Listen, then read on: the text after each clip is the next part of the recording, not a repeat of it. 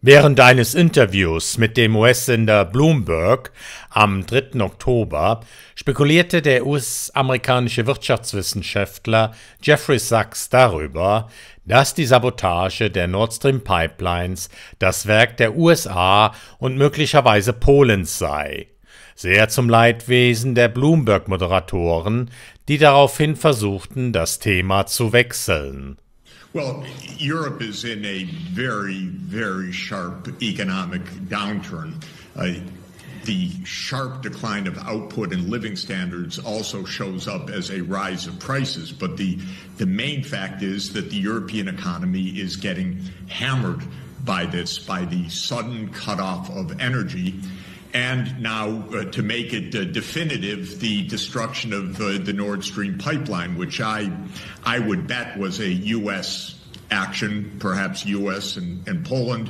This is Jeff, we got to stop there. That's quite a statement as well. Why do you feel that was a U.S. action? What evidence do you have of that? Well, first of all, there's direct radar evidence that U.S. Helicopters, military helicopters that are normally based in Gdansk, were circling over this area. We also had the threats from the United States earlier in this year that one way or another, we are going to end Nord Stream. We also have a remarkable statement by Secretary Blinken last Friday in a press conference. He says, this is also a tremendous opportunity.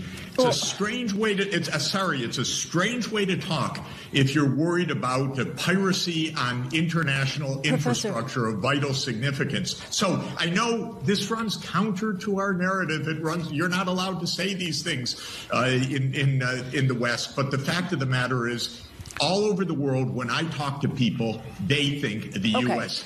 did it. And just to tell you, and by the way, even reporters on our papers that are involved tell me privately, yeah, well, of course, but it doesn't show up in our media. Professor, I don't want to get into tit for tat about what did or did not happen with Nord Stream, because I don't have the evidence and we don't have a counterbalance.